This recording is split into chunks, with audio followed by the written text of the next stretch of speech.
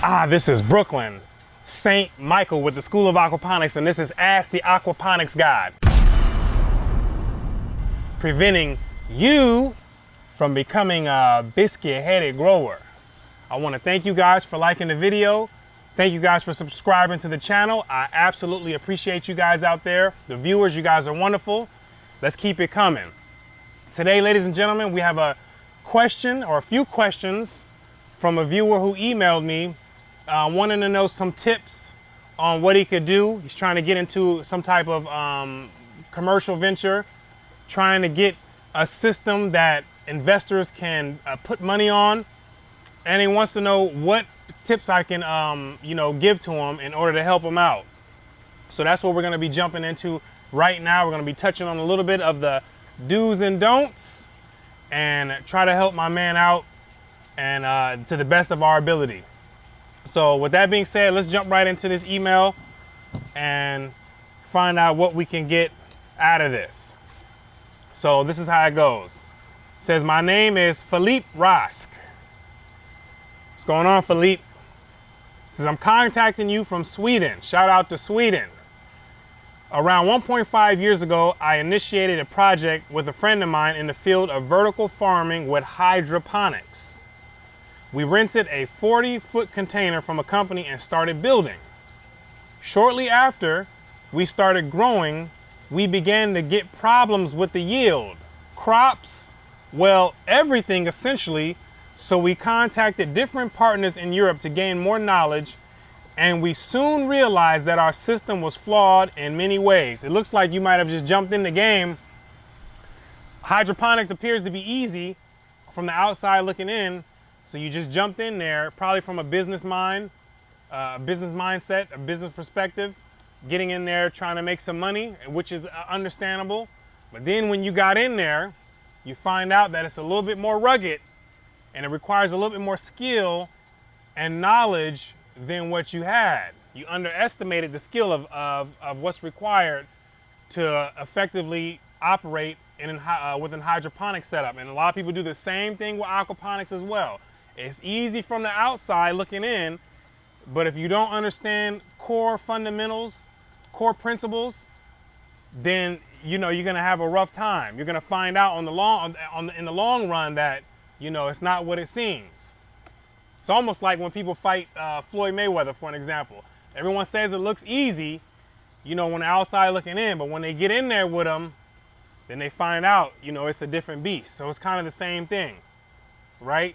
This is why I always tell people to learn the fundamentals before you jump in, especially with aquaponics, with hydroponics as well. You can get a book by Dr. Howard Reich. I believe it's called Hydroponic Food Production. He has 2 books out. I got both of them. But get that if you plan on jumping into hydroponics. You want to learn the hydroponic aspect. That's going to teach you. When you go through there, you'll find out there's a lot of things in there with hydroponics. I disrespected hydroponics back in the day as well. You can slide by kind of just winging it, but that only works on a small level, like when you're not really growing seriously. When you really want to get some production in, there's fundamental principles in hydroponics as well that you got to respect, or else you're going to fall into this category here where you got to call people and you find out like, wait, hold on. I think I got to reevaluate what it is that I'm doing, because there's a lot more skin in the game that I have to have in order to be, efficient and effective with, producing vegetables, using hydroponics. Same thing with aquaponics as well, right? So you got to keep that in mind for all you guys out there. Keep that in mind. Take your time with this, especially if you've never grown anything before. Get a season or 2 under your belt, or a year or 2 under your belt. Get it down, get in the rhythm before you jump in there and invest a lot of money. All right? So let's keep going. It says, we lack knowledge, and we realized that using man-made nutrients was not very sustainable, and therefore we canceled the project because we were not able to build a sophisticated system that was needed. You were right. You were right in the beginning part. You lack the knowledge. You don't really need a sophisticated system for hydroponics for that to work. But you do require the knowledge. Right? You can get by with having a very basic system with hydroponics. It doesn't have to be all types of machinery and all types of, instruments and things like that. You don't need that. But if you have the knowledge, you can get by with the basics, right? And that's what's important, having the knowledge, right? So it says, so why am I contacting you? Well, we have started to look into the field of aquaponics, and it looks like it's the most sustainable way to grow crops, to be honest, right? It is very sustainable, but also don't get in there with the mindset of that it's going to be easy either.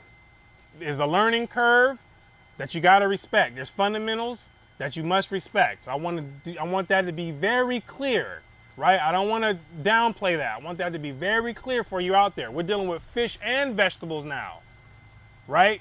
So it's even more knowledge that's required than just dealing with plants and nutrients. So keep that in mind.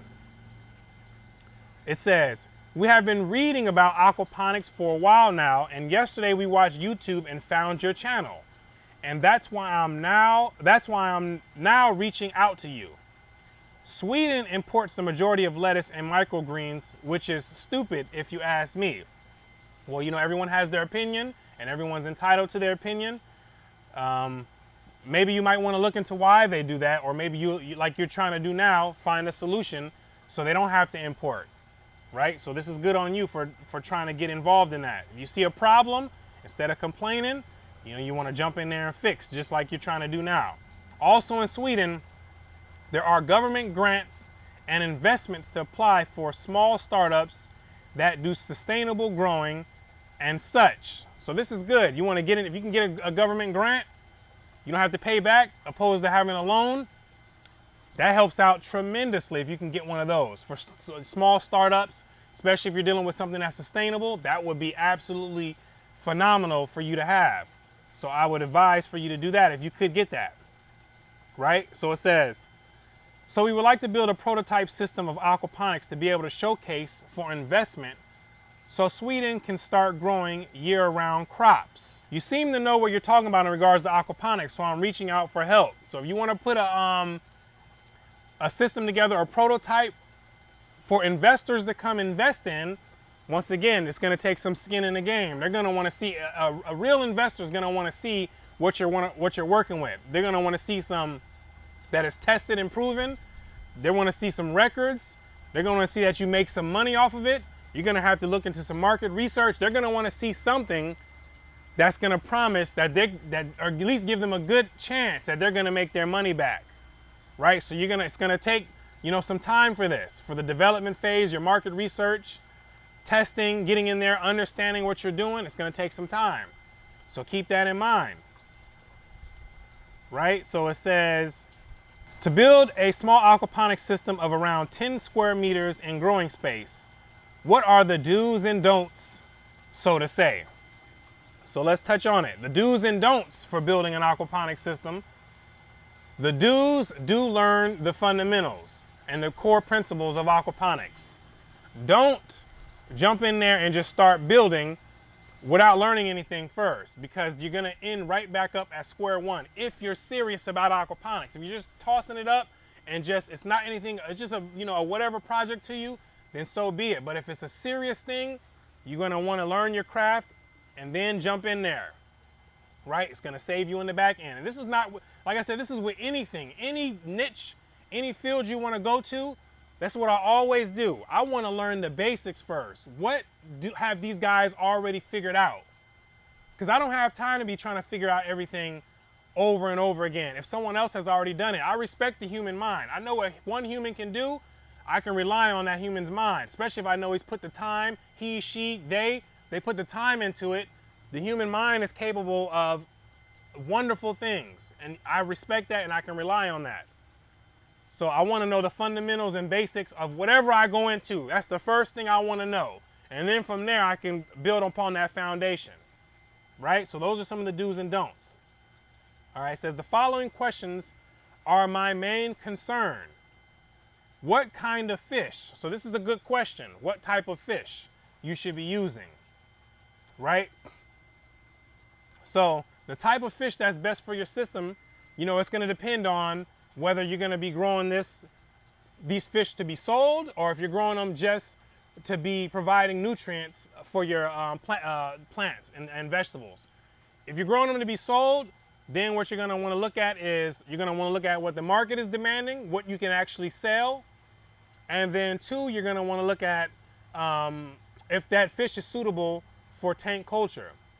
There's other things as well, if it's legal, you know, things of that nature as well. You're going to want to look into those things and find out what works best. In Sweden, right, what's aquaculturally produced and what's being cultured over there, you know, you have Arctic chard, you got rainbow trout, you got perch, tilapia, you have catfish. Those are all fish that are cultured in Sweden. So, and those are also good for tank culture, for aquaponics. So you can look into that and see which one of those is going to make sense for you. Do you have a market over there for any of those fish, or are you just going to be growing them in there and using them for the nutrients that they produce? Look at the weather where you're at in Sweden and try to match it to what fish it is that match the fish to the weather as close as possible. You know, you want to get into those different type of details to find out which one is going to be best and most suitable for you, right? But this is a really good question. The next one, how many fish? The amount of fish that you're going to be growing, this is another one of those questions that relies on a few variables. It's not just cut and dry, right? It's going to depend on the amount of growing space you're going to be having, the amount of vegetables you're going to be having, the type of vegetables you're going to be growing. It's going to depend on the system that you're using, because different systems require different feed. All this is based off of feed. Your feed amount, what's required to grow those plants, is what's going to give us the amount of fish that is required, right? So the type of vegetables you're growing, the amount of vegetable space that you have, the system that you have set up, or the type of hydroponic subunit, DWC, NFT, media bed, these are going to require different feeding rates, and thus as a result going to require a different amount of feed, right? So you have to take this into consideration. The amount of the harvest frequency, right? Do you want to harvest every month? Do you want to harvest every 6 months, every 3 months? All this is going to come into play. These are all factors that need to be looked at when you're trying to decide how many fish that you're going to need. How many fish you're going to need, the harvest frequency, that's also going to tell you how many tanks you need, right? So it's not a cut and dry, kind of answer, right? So let's say you got 10 square meters of growing area, as you mentioned, and we know that, let's say that if you're going to use a floating raft system, the feeding rate is going to be between 60 and 100 grams of feed per day for every square meter of growing area that you have. So you have 10 square meters of growing area. Let's say you're going to be growing lettuce. That 10 square meters of growing area, 60 grams per square meter 60 grams of feed per day per square meter is what you can use to grow lettuce. So that's 60 times 10. So that'd be 600 grams of feed per day, right? That's how much feed you're gonna have to provide per day to supply that growing area. Now, you need to find out and work on your calculations to find out how many fish you need at a certain weight to consume that feed, right? So this is very important. How many fish you need at a certain weight, fed at a certain percentage to consume that 600 grams, right? And also this is going to be a staggered production, so you're going to be using multiple tanks, right? These are the nooks and crannies that go into this, right? So what else does it say on here? It says, how big of a fish tank, right? So the fish tank can only be known once you know the amount of fish, how much fish weight you're going to be having in that particular tank, and how many tanks you're going to be that are going to be required. So let's say, for instance, let's say you have you calculate it, and in one of your tanks, it's going to be required to grow, 29 kilograms of fish, right? 29 kilograms of fish. That's about 63 pounds of fish. That's the fish weight. And let's say you're going to stock at a density of ½ pound per gallon, or 60 kilograms per cubic meter. The tank that would be required for that, and remind you, this is multiple tanks at ½ pound per gallon. You're not going to stock ½ pound per gallon in one tank, although you could get away with it in a deep water culture system. But in this instance, let's say we're going to have multiple tanks. So 29 kilograms of fish weight in that particular tank, stocked at ½ pound per gallon, or 60 kilograms per cubic meter. What that will require is a water volume of about 0.48 cubic meters. That would be your water volume, or around 127 gallons of water. That would be the water volume that's required. Now the tank size, you need to be able to accommodate that water volume, and you need to be able to, that tank needs to be able to provide an additional few inches of freeboard space. That freeboard space is where the top of the water level is at, and an extra amount of space, a free space, so your water is not filled to the brim. You need to have that extra space. And so the fish aren't just falling over the tank because it's filled to the brim and they're just creeping over and falling out of the tank, right? So that's how you're gonna figure out the tank size that that's gonna be required, right? So let's see what else we got. What kind of fish food, right? In regards to the fish food, what you're gonna wanna do is you're gonna wanna look for a commercially pelleted food, some type of commercially available food. You're not gonna wanna be dealing with trying to make your own food, black soldier fly larvae, duckweed. You're not gonna be dealing with that. A commercially pelleted food for this type of circumstance, especially for this type of circumstance. That's what you're gonna wanna be dealing with, right? And ideally, you're gonna wanna get this from a local feed supply. That's where you're gonna wanna get it from. The brand is not gonna really matter as much. Just try to get a feed that's as closely formulated to the fish that you're gonna be culturing, as close as possible, right? The brand, like I said, is not really that important, although it does make a difference, but you get what you get. If you can get it locally supplied, that's what you get, right? That's what you're gonna get. If you try to buy it offline, there's a lot of good feed online, but the price is gonna be a little hefty, especially when you start taxing on the cost for shipping, right? We're talking about 50-pound bags, 25-pound bags. We know that their cost is gonna, that's gonna add up over time.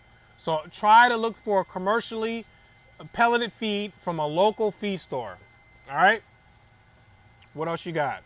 What kind of filtration would you use? Now, what kind of filtration would you recommend to use? Now, I recommend using bead filters. I recommend using them, and I do use them.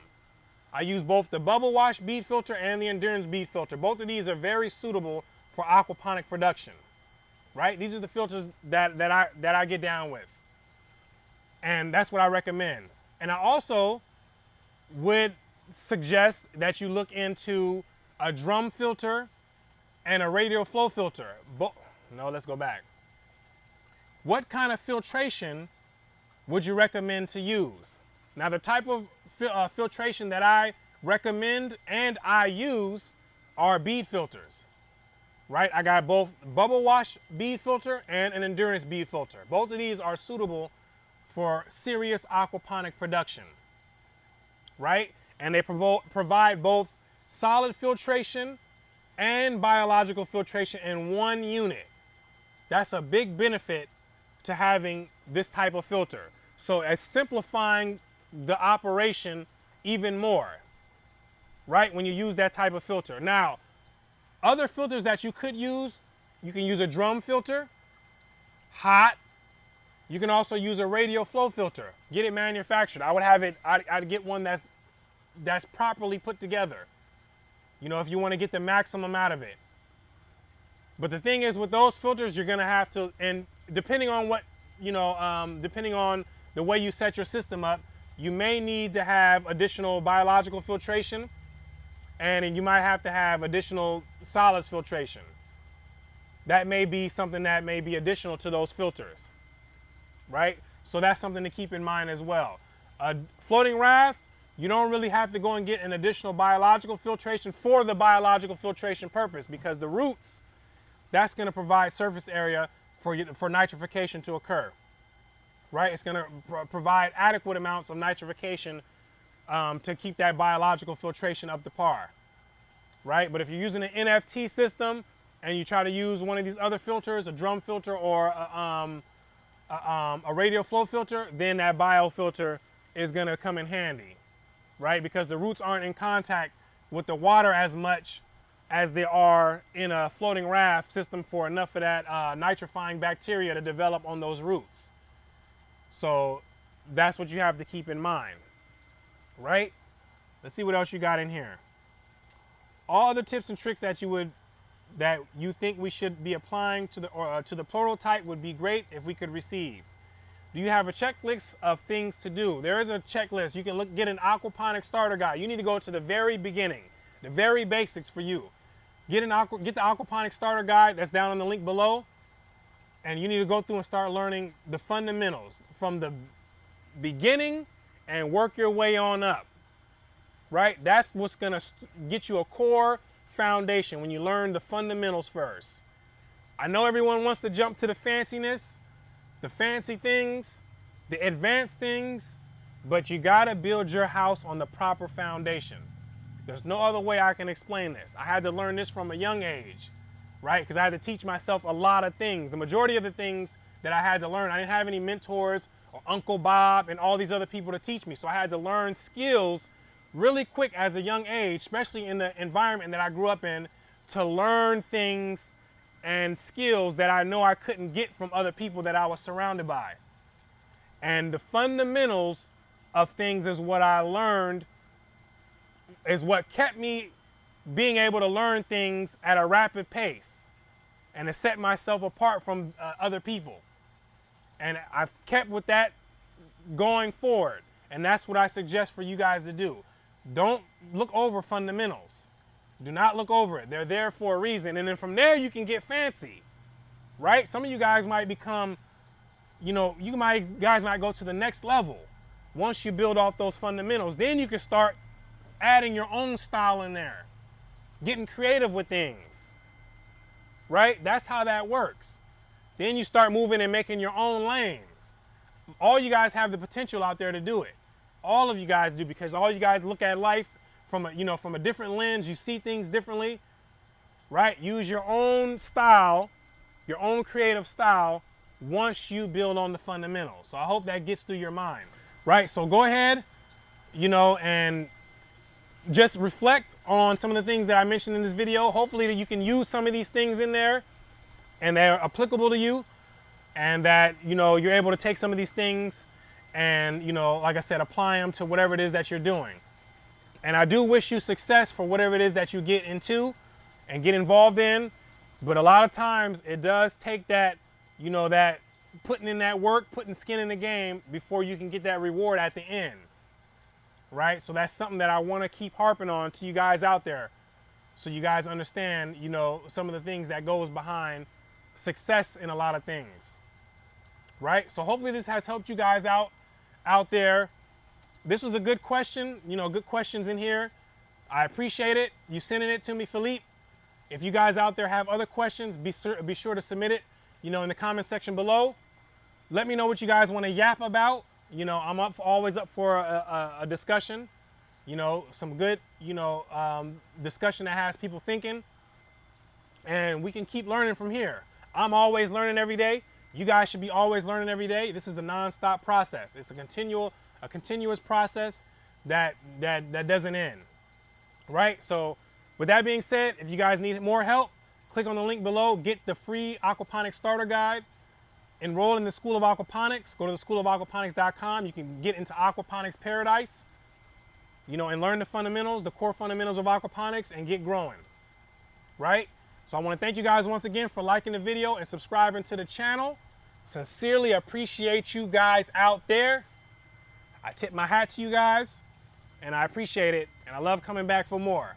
So with that being said, until next time, this is Brooklyn, St. Michael with the School of Aquaponics, reminding you to stop walking and get you a car.